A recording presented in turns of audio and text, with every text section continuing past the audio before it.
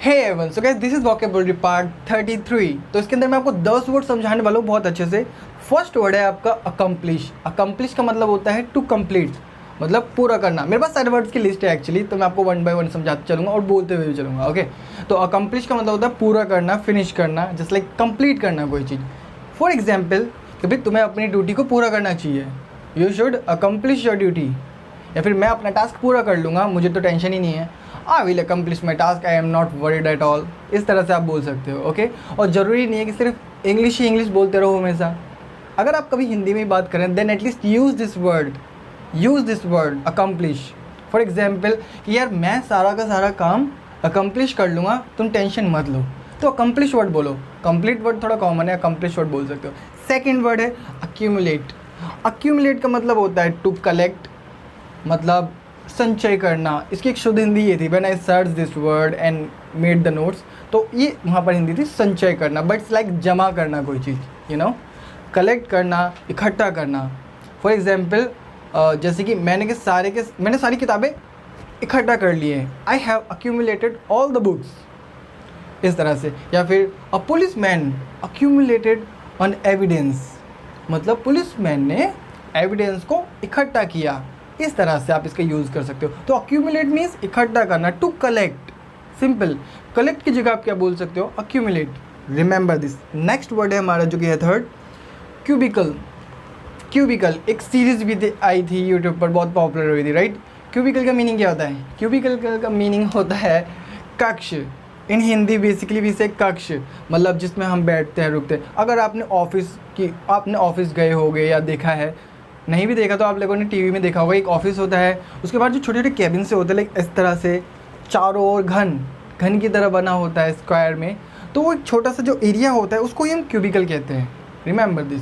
तो for example जैसे कि मैं अपने क्यूबिकल में रहता हूँ, मैं कहीं नहीं जाता, I am always at my cubicle, I don't go anywhere. इस तरह से आप इसका यूज़ कर सकते हो। नेक्स्ट वर्ड जो कि है फोर्थ, वो है significance.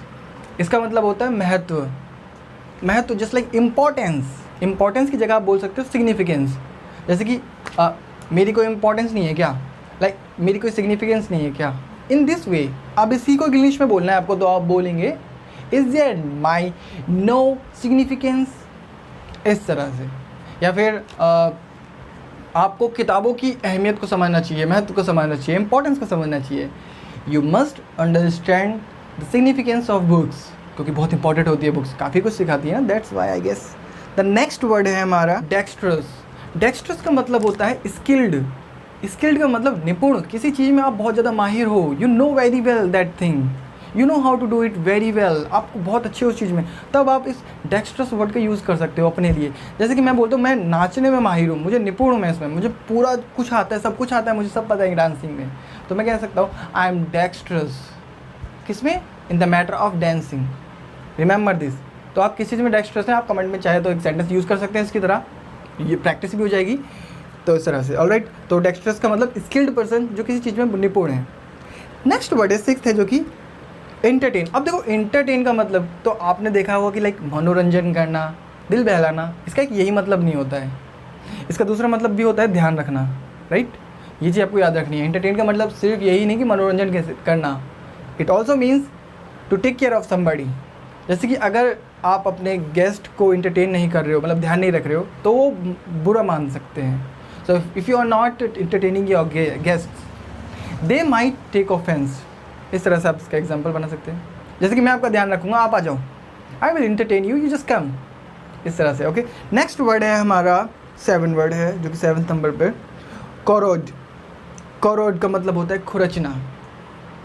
For example my bag, not bag actually bike, किया my bike fell on the road and I corroded, मतलब मेरी जो बाइक है वो रोड पे गिर गई और आई कोरोडेड मतलब मैं खुरच गया, इस तरह से कुछ। तो खुरोचना एक ही बात, सेंस आ जाती है इसके अंदर, तो ये चीज़ आपको याद रखनी है। नेक्स्ट वर्ड क्या है हमारा? नेक्स्ट वर्ड है ऑब्नॉक्सियस। वर्ड कितना लाइक हैवी सा लगता है, राइट, ऑब्नॉक्सियस, बट इसका मतलब होता है अप्रिय, जिस चीज़ में रुचि नहीं ली जा सकती, लाइक बोरिंग एक तरह से आप कह लो ऑब्नॉक्सियस।